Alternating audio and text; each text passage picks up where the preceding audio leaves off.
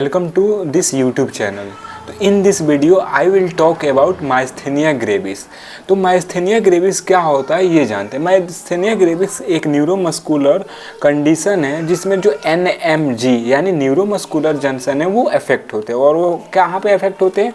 तो जो जहाँ पे पोस्ट साइनेप्टिक क्लेफ्ट होते हैं वहाँ पे एसिटाइल कोलाइन रिसेप्टर्स होते हैं और वहाँ पे जो एंटीबॉडीज होती है वो आके बाइंड कर जाती है, जिससे जो एसिटाइल कोलाइन है, जो हमारा एसिटाइल कोलाइन जो मसल में इम्पल्स के ट्रांसमिशन का काम करते हैं वो प्रॉपरली नहीं कर पाते, जिससे वजह से ये प्रॉब्लम आती है। जो मसल होती है वो प्रॉपर फंक्शनिंग नहीं कर पाती है। तो ये सारी चीज़ें को हम वीडियो में कवर करेंगे। तो बिना देरी किए शुरू करते हैं। Myasthenia gravis is a rare chronic autoimmune disease marked by muscle weakness. Motor end plate consists of 30 to 40 million acetylcholine receptors in which acetylcholine bind। हाँ, अब माइस्थेनिया ग्रेविस एक बहुत ही ज़्यादा रेयर है, यानी बहुत कम देखने को मिलती है। क्रोनिक है यानी सडन नहीं होती है, धीरे धीरे ये प्रोग्रेस करती है। ऑटो इम्यून डिजीज है और इसमें क्या होता है, जो मसल होती है वो वीक हो जाती है और फटीग हो जाती है। अब जो बात कर रहे थे NMG न्यूरोमस्कुलर जंक्शन, तो वहाँ पे जो मोटर एंड प्लेट होते हैं वहाँ पे होते हैं एसिटाइलकोलाइन रिसेप्टर्स। ये करीब 30 to 40 मिलियन प्रेजेंट होते हैं और इसमें ये बाइंड करते हैं एसिटाइलकोलाइन से। The body immune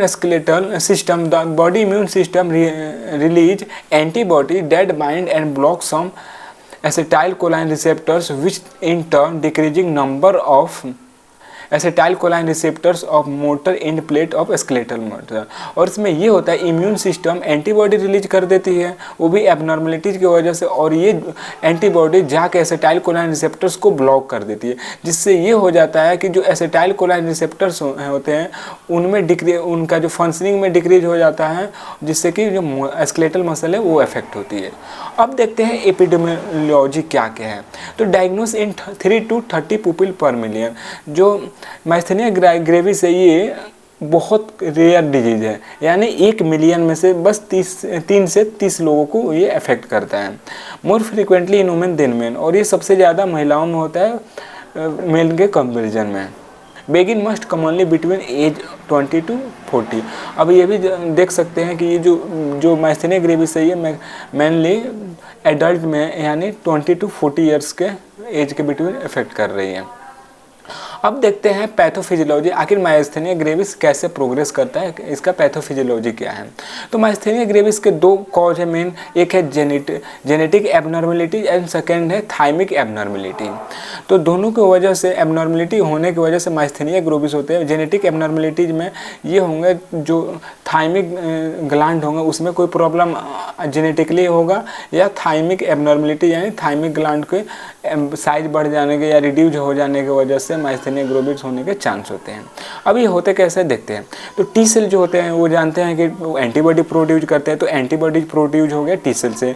blocking of ACH binding to एसर, और यहाँ से जो एंटीबॉडीज है वो ब्लॉकिंग करने लगेंगे एसिटाइलकोलाइन रिसेप्टर्स को, वहाँ पे जाके बाइंड होके नोकोटाइन एसिटाइलकोलाइन रिसेप्टर, हाँ नोकोटाइन एसिटाइलकोलाइन रिसेप्टर्स को जाके बाइंड कर लेंगे, जिससे क्या होगा, पोस्ट साइनेप्टिक मसल मेम्ब्रेन होंगे वो डिस्टोर्ड होने लगेंगे यानी डैमेज होने लगेंगे, जो पोस्ट साइनेप्टिक मसल मेम्ब्रेन होंगे। अब उसके बाद से क्या होगा, concentration of ACH acetylcholine receptor is reduce, जिसके वजह से जो नंबर होगी एसिटाइलकोलाइन रिसेप्टर्स की वो रिड्यूज हो जाएगी, और रिड्यूज होने की वजह से जो एसिटाइलकोलाइन है उसका इफेक्ट कम होगा, और जब एसिटाइलकोलाइन का इफेक्ट कम होगा तो मसल का फंक्शनिंग सही से नहीं होगा, सही से इम्पल्स नहीं जाएगा जिससे कि वो फंक्शन करे।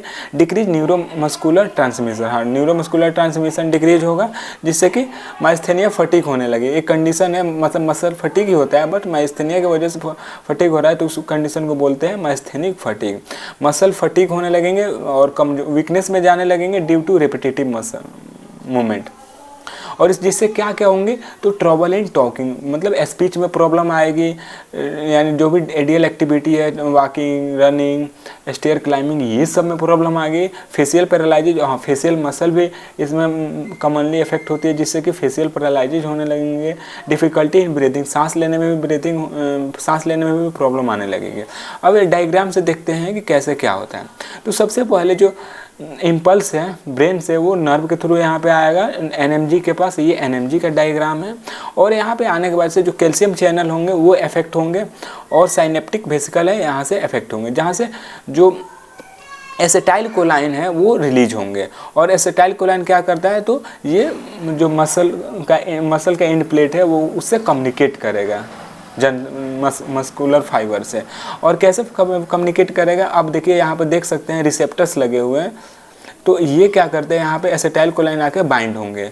बट ये माइस्थेनिया ग्रेविस में ये होंगे जो प्रोटीन एंटीबॉडीज होते हैं वो आके ये प्रोटीन में बाइंड हो जाएंगे, जिससे कि जो एसिटाइल कोलाइन है वो रिलीज होगा बट आके बाइंड नहीं हो पाएगा, जिससे कि जो मसल फाइबर है वो प्रॉपरली वर्क नहीं कर पाएंगी।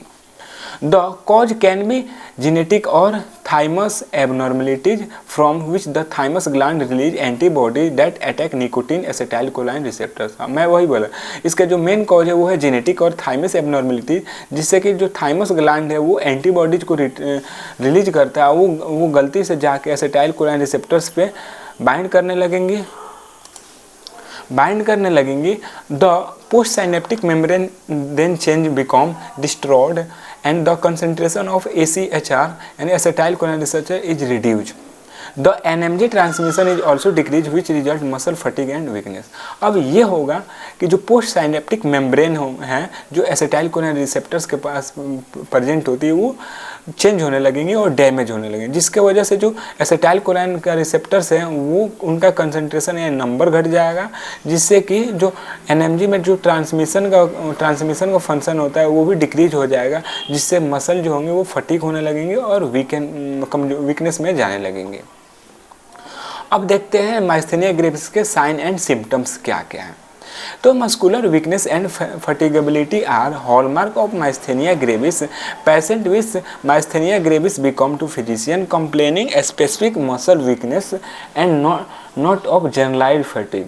अब इसमें क्या होगा, जो मेन साइन एंड सिम्टम्स है वो है वीकनेस और फटीगेबिलिटी। ये माइस्थेनिया ग्रेविस के हॉलमार्क साइन एंड सिम्टम है, जिसमें कि जो भी पर्सन होता है माइस्थेनिया ग्रेविस के वो मतलब अक्सर फिजिशियन से कंप्लेन करेगा कि किसी स्पेसिफिक मतलब किसी स्पेसिफिक एरिया पे वीकनेस और फटीग होगी, ना कि पूरे जनरलाइज होगी।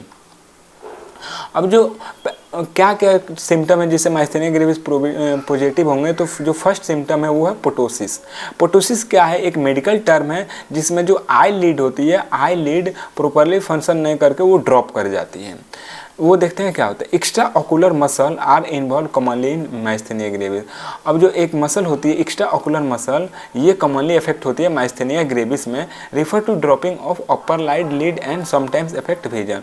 और इसमें ये क्या होता है कि जो अपर लीड है, अपर आई लीड होंगे वो तो एक्स्ट्रा ऑकुलर मसल तो वीक हो गए, जिससे अपर लाइड है वो प्रॉपर फंक्शनिंग कर नहीं कर पाएगी, वो बार बार ड्रॉप कर जाएगी। जो सेकेंड साइन एंड सिम्टम है वो है डिप्लोपिया। डिप्लोपिया एक मेडिकल टर्म है जिसका मीनिंग होता है डबल विजन, यानी दो कि कोई भी ऑब्जेक्ट दो दिखाई देना। One of the major symptom of myasthenia gravis, ये भी एक मेजर सिम्टम्स है माइस्थेनिया ग्रेविस के। Develop double vision due to extra ocular muscle. और ये कब डेवलप होता है, जब जो हमारे एक्स्ट्रा ऑकुलर मसल हैं वो अफेक्ट होंगे, जिससे कि ये आई का मूवमेंट सही से नहीं हो पाएगा और डबल विजन दिखने लगेंगे। देन अनदर सिम्टम्स है वो है dysphagia. Dysphagia means weakness of swelling muscle. Weakness of swelling muscle lead to swelling difficulty. अब स्वेलिंग मसल वीक होगा तो स्वेलिंग का जो फंक्शन होगा वो कम हो जाएगा, जिससे कि जो भी हम यहाँ पे फूड के जगह फूट हो गया, जो गलत स्पेलिंग मिस्टेक हो गया, तो जिससे क्या होगा कि जो भी हम फूड इंटेक करेंगे वो प्रॉपर स्वेलिंग हो ना हो के कुछ फूड माउथ में ही बच जाएगा। Then another symptom is voice, यानी स्पीच को भी अफेक्ट करेंगे माइस्थेनिया ग्रेविस में। Weakness of voice muscle present in vocal cord, speech में भी स्लो। अब क्या होगा, जो वोकल कॉर्ड में जो मसल होती हैं जो हमारे स्पीच में हेल्प करती हैं उसमें वीकनेस हो जाएंगे, और वीकनेस होने की वजह से जो स्पीच भी होगा वो प्रॉपर नहीं होगा, बहुत स्लो होगा और इंटरप्टेड होगा। Then another sign and symptom is head and neck. Due to weakness of facial and mastication muscle, facial expression reduced, inability to hold mouth and close। अब ये बोल रहा है कि जो हेड नेक में इफेक्ट होंगे, जो भी फेशियल मसल हैं और मास्टिकेशन मसल है वो वीक हो जाएंगे, और उनमें वीक होने से ये होगा जो फेशियल जो भी एक्सप्रेशन होगा जैसे स्माइलिंग, लाफिंग, एंग्रिंग, ये सब बहुत ज़्यादा रिड्यूज हो जाएंगे, और पेशेंट जो होगा वो प्रॉपर मास्टिकेशन भी नहीं कर पाएगा, यानी प्रॉपर अपने मुंह को खोल भी नहीं पाएगा, या बोला जाए कुछ देर होल्ड करने के लिए तो उसमें दिक्कत होगी, या प्रॉपरली क्लोज नहीं हो पाएगा। और अदर भी बहुत सारे साइन एंड सिम्टम, जैसे जैसे माइस्थेनिया ग्रेविस प्रोग्रेस होता है तो ये जो भी हमारा अपर एंड लोअर एक्सट्रीमिटी है उन्हें भी अफेक्ट करेगा, और उन्हें अफेक्ट करेगा फिर पेशेंट को क्या क्या प्रॉब्लम आएगी, तो जैसे जो भी नॉर्मल एडियल एक्टिविटी होगी, जैसे वॉकिंग होगा, रनिंग हो गया, स्टेयर क्लाइंबिंग हो गया, ईटी से, ये सब भी पेशेंट को करने में प्रॉब्लम आने लगेंगी। अब माइस्थेनिया ग्रेविस को डायग्नोस कैसे करेंगे, पता कैसे लगाएंगे आखिर माइस्थेनिया ग्रेविस है। तो myasthenia gravis can be difficult to diagnose as symptoms can be subtles and hard to distinguish from both normal variant and other neurological disorder. अब देखो माइस्थेनिया ग्रेविस एक मतलब बहुत ज़्यादा डिफिकल्ट होता है डायग्नोस करने में, बट सिम्टम्स से हम ये अंदाज़ लगा सकते हैं कि आखिर प्रॉब्लम क्या है, क्योंकि ये नॉर्मल वेरिएंट की नॉर्मल कॉज से भी हो सकता है मसल इफेक्ट, या कोई न्यूरोलॉजिकल डिसऑर्डर से, तो इनको हम प्रॉपर डिफ्रेंशिएट करना बहुत ज़रूरी होता है। तो वो कैसे कैसे करेंगे डायग्नोस, तो सबसे पहले फिजिकल एग्जामिनेशन करेंगे। तो physiotherapist ask to patient to look at fix point for 30 second and relax the muscle of forehead. This is done because a person with myasthenia gravis is ptosis of their eye. अब जो physiotherapist होंगे वो patient को बोलेंगे किसी एक fix point पे 30 second तक देखना है, देन अपने मसल को रिलैक्स करना है, फोरहेड मसल को रिलैक्स करना है। और ये इसलिए हम माइस्थेनिया ग्रेविस अफेक्टेड पर्सन को इसलिए कराएंगे ताकि देख पाए कि उसके जो भी फोरहेड मसल है वो प्रॉपर एक्ट कर पा रही है कि नहीं। The physiotherapist might also try to elicit the current sign in patient by holding one person eye open, which in the case of myasthenia gravis will lead the muscle fiber of patient with easily fatigue and test called repetitive nerve syndrome।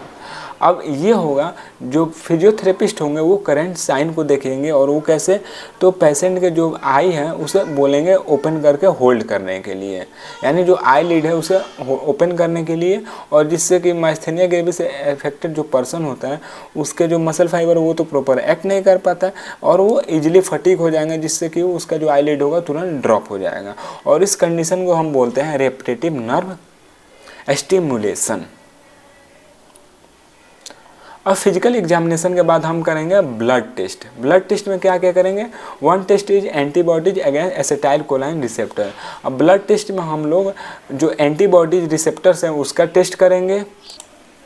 Then the another diagnostic technique is electrodiagnostic. अब electrodiagnostic क्या है ये देखते हैं। तो जो thymus gland है उसे देखेंगे, और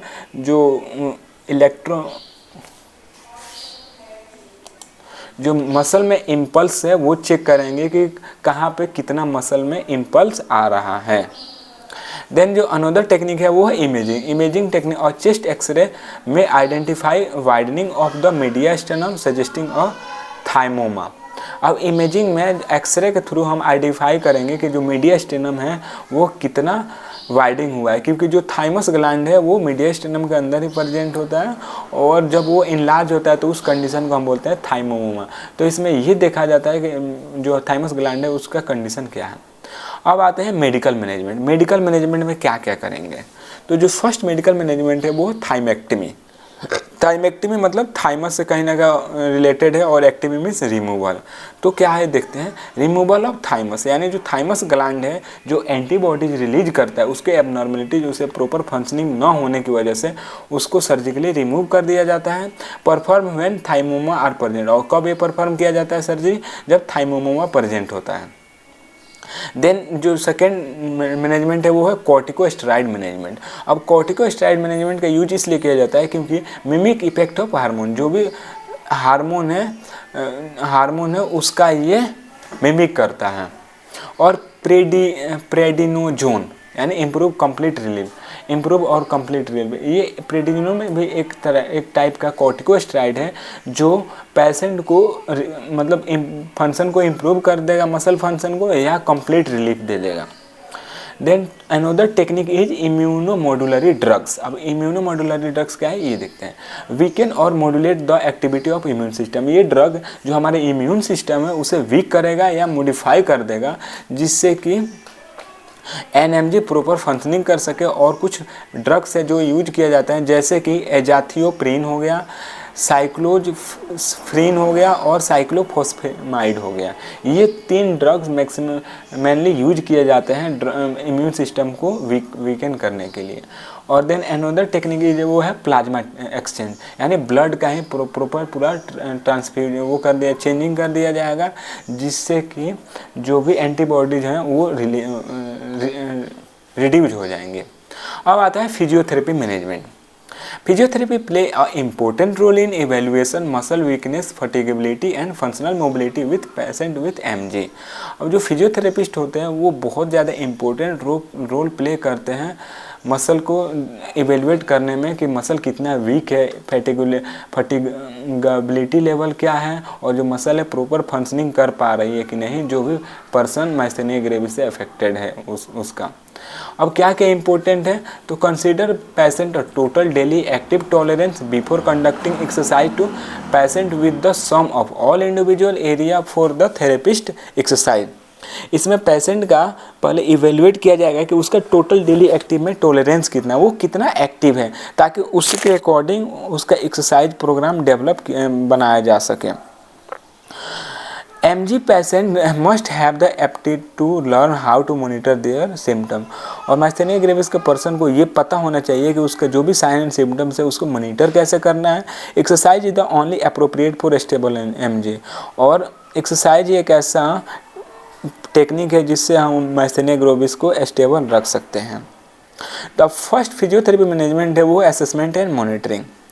तो इनिशियल असेसमेंट क्या है ये देखते हैं। Conduct assessment to understand patient baseline functional status, muscle strength, respiratory function and any activity limitations. हाँ, अब सबसे पहले पेशेंट के असेसमेंट करेंगे कि वो कितना फंक्शनल एक्टिव है, उसकी मसल स्ट्रेंथ लेवल क्या है, MMT के थ्रू चेक करेंगे।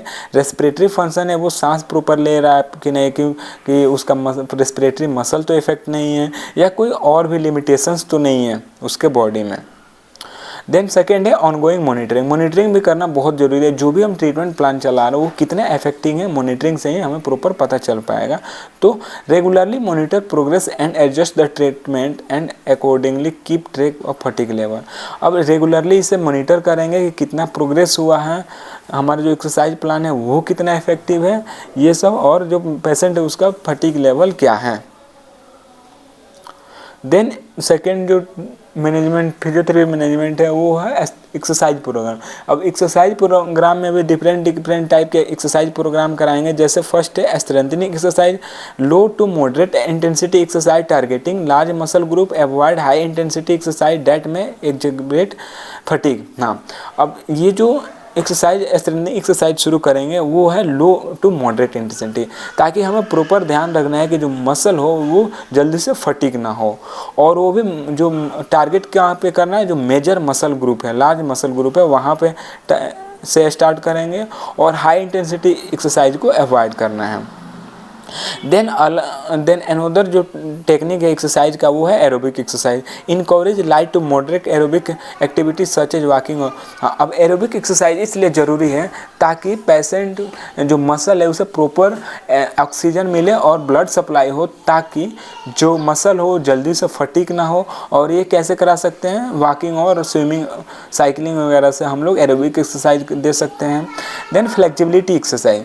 अब हमने स्टार्टिंग में ही देखा कि मसल जो होती है वो वीक हो जाती है, और वीक होने की वजह से जो प्रॉपर जो मसल होती है उनका जो मसल मूवमेंट ना होने की वजह से जो जॉइंट रेंज ऑफ मोशन वो डिक्रीज हो जाते हैं और कॉन्ट्रैक्चर डेवलप होने लगते हैं। फटीग मैनेजमेंट भी बहुत ज़्यादा जरूरी है, क्योंकि जो मसल का जो भी एनर्जी है उसे बचा के रखना है, ताकि जो मसल हो वो फटीग ना हो। और जो फोर्थ है वो है ब्रीदिंग एक्सरसाइज। ब्रीदिंग एक्सरसाइज भी बहुत इंपॉर्टेंट है, और ब्रीदिंग एक्सरसाइज में हम लोग डिफरेंट टाइप का ट्रेनिंग देख सकते हैं ब्रीथिंग एक्सरसाइज का, और जिससे कि उसका ब्रीदिंग रेस्पिरेटरी फंक्शन इंप्रूव हो और स्टेमिना बढ़े। और लास्ट है पोस्चरल ट्रेनिंग। पोस्चरल ट्रेनिंग इसलिए ज़रूरी है ताकि कुछ ऐसे पोस्चर है होते हैं जिसमें ब्रीथिंग आसानी से दी जा सकती है। Thank you, that's all.